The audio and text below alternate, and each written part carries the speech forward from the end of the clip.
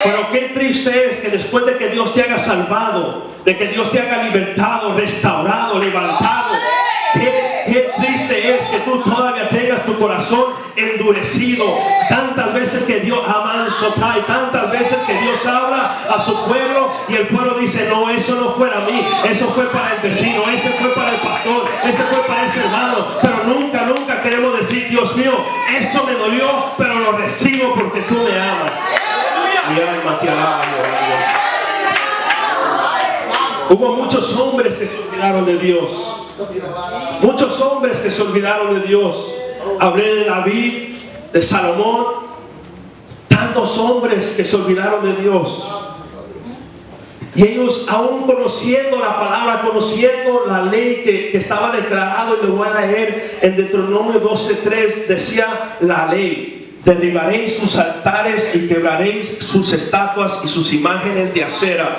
Consumiréis con fuego y destruís las esculturas de sus dioses, y raeré su nombre de aquel lugar. O sea, Dios le estaba diciendo: yo les voy a entregar a un pueblo corrupto, yo les voy a entregar a sus enemigos, pero ustedes tienen que servirme en espíritu y en verdad. Ustedes tienen que deshacerse de todas esas costumbres paganas, deshacerse de todos aquellos ídolos, quebrarlos, quemarlos y seguirme a mí. Pero en este día, pastora, me llama mucho la atención que la iglesia de Cristo siempre señala y siempre apunta a los católicos y dicen: ellos tienen ídolos porque ellos adoran a ídolos. Pero tú, que tienes en tu corazón, también hay altares ahí de Baal, también hay altares de orgullo, también hay altares de orgullo de dentro, de odio, de no perdonar, de tantas cosas. Es tiempo, pueblo, para destruir esos altares. Es tiempo para examinarnos en nuestros corazones y decir: vamos a acabar eso también, porque yo quiero levantar manos limpias al Señor. Mi alma te adora, Jehová Dios.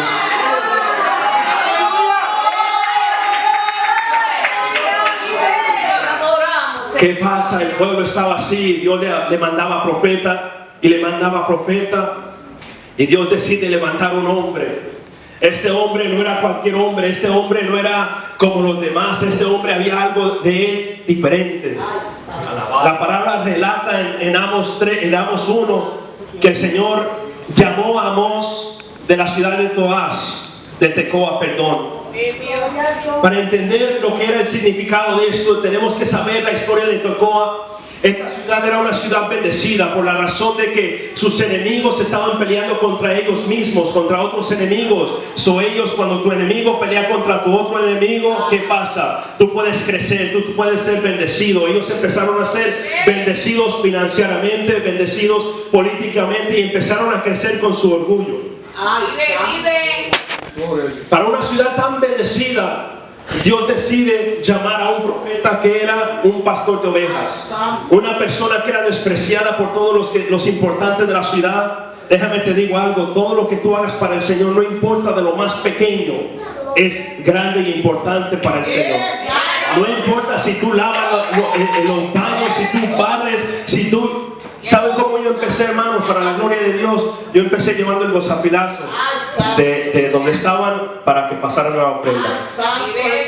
¿Por qué? Porque Dios se agrada en la humildad del hombre. Y Dios llama a este profeta y le empieza a hablar, y aún Amos 7, en el capítulo 7, él relata y él dice: yo no fui a la escuela de los profetas. En estos tiempos habían escuelas de profetas. Según ellos mandaban a gente que se capacitara para ser llamado profeta de Dios. Igual como nosotros, como instituto y tantas cosas que nos preparamos, y no es nada mal que prepararse uno, pero hay una diferencia de una persona que se mete tanto en los libros, que se prepara tantamente y abre elocuentemente, pero no tiene unción. Yo no prefiero los estudios, yo prefiero poder de Dios, yo prefiero unción de lo alto. Había una anciana en nuestro instituto, una anciana, y no voy a mencionar su nombre, pero esta anciana estaba en el tercer año como por 2 o 3 años y no podía pasar. Pasaban otros, se graduaban y ella seguía ahí porque no podía pasar. No tenía la capacidad en su mente de aprender, de retener algo. Y ella salió un día con unos hermanos que habían graduado, ya tenían sus todos sus estudios ya estaban bien preparados y ella se encerró sus llaves adentro del carro. Y todos los que estaban estudiados empiezan a tratar con un gancho, a abrir el carro y hacer tantas cosas. Esta mujer, ella se quedó callada y dijo: yo no soy de estudio, yo no tengo mucha capacidad, pero yo oro al Señor. Y todos esos hombres que creían que eran más altos que ella, más mejor que ella, más capacitada que ella, trataban de abrir los carros pero no podían. Y esta anciana del campo, que no tenía estudio, que no tenía letra, ella fue al carro y dijo: en el nombre de Jesucristo yo te ordeno que tú te abras. Y el carro se abrió, el botón subió para arriba y se abrió. El poder de Dios es real, hermano. No importa si tú tienes estudio o no, es lo que importa es cuánto tú te metes con el Señor. Eso es lo que importa. Vemos que el Señor no hace acepción de personas y llama a este pastor de ovejas del campo. Yo me puedo imaginar que la gente, mientras él va y empieza a profetizar y empieza a decirle al pueblo, se han corrompido, viene en juicio, porque eso era la profecía de Amos, que venía juicio. Y yo me imagino que este profeta hablaba y les profetizaba y quizás ellos lo despreciaban. Aleluya. Quizás para ellos era alguien menor que ellos, quizás lo rechazaron. Cuesta caminar con el Señor. Sí, Señor. Amén. Cuesta mucho caminar con el Señor. Hay rechazo de la familia, hay rechazo del mundo, hay rechazo del enemigo, hay rechazo dentro de la iglesia. Es verdad. Cuando una persona empieza a crecer, hay personas que el enemigo usa tristemente para conflictar, para quitar la unidad. Pero aquí hace una pregunta a Amos y les pregunta una pregunta que empieza una serie de preguntas y dice: ¿andarán dos juntos si no hubiera de acuerdo? En otras maneras, él estaba dejando saber: Dios siempre ha estado con su pueblo, Dios siempre ha estado con ustedes, mas ustedes van para un lugar y Dios se queda en otro, porque cuando uno tiene el Espíritu de Dios, uno tiene que caminar conforme a la voluntad perfecta de Dios. Esto lo comprobamos naturalmente, se comprueba esto. Aleluya. Pero hablando del rechazo, hay un hombre que era un joven y se llama G. Campbell Morgan.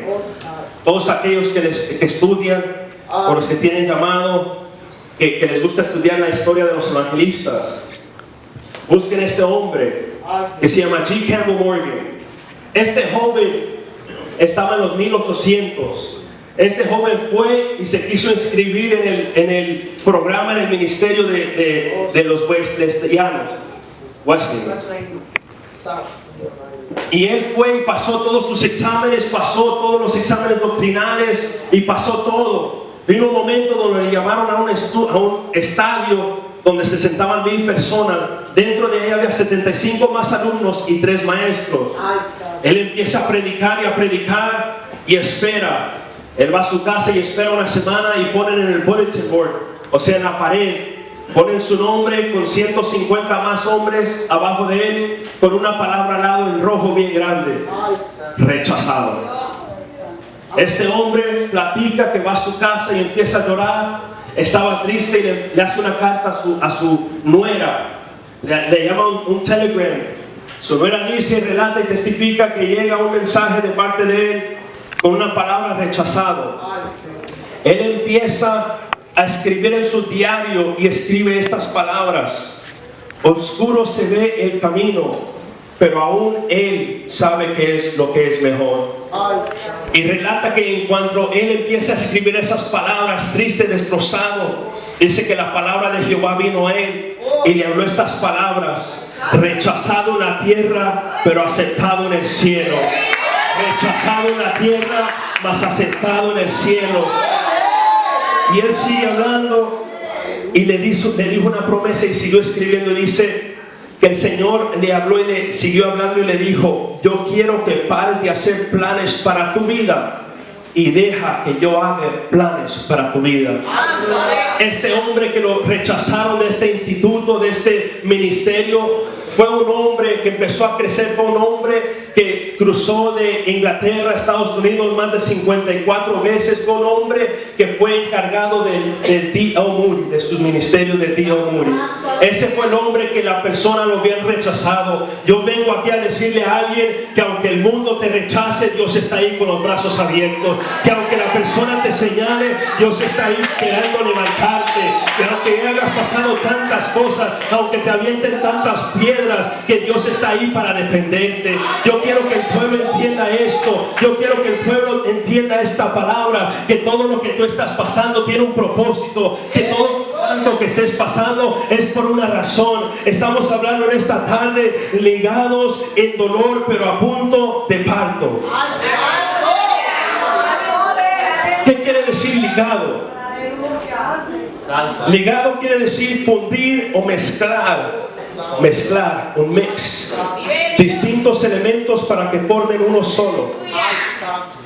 Mezclar. Yo trabajé en fierro y yo sé lo que es tratar de mezclar dos fierros que se queman y empiezan. Es un proceso muy difícil. La temperatura empieza a subir y a subir, pero al fin y al cabo quedan una sola pieza. El apóstol Pablo dijo en Gálatas 2:20: con Cristo estoy juntamente crucificado, y ya no vivo yo más, sino Cristo vive en mí. Y lo que ahora vivo en la carne, lo vivo en la fe del Hijo de Dios, el cual me amó y se entregó a sí mismo por mí. Pablo reconocía que dentro de él había dos miembros que estaban peleando. Pablo reconocía que su carne era débil y que su espíritu lo empujaba a orar. Yo no sé cuántas veces te ha pasado que el Espíritu Santo te dice: ayuna estos días, ora esta cantidad de tiempo, busca mi palabra, pero tú vas y es como si alguien te jalara de atrás, como si tuvieras una riata, y tú tratas de buscar del Señor, pero dentro de ti hay un conflicto. Una persona te jala para acá, otro te jale para acá, y tú empiezas a pensar: pero Dios mío, ¿qué está pasando?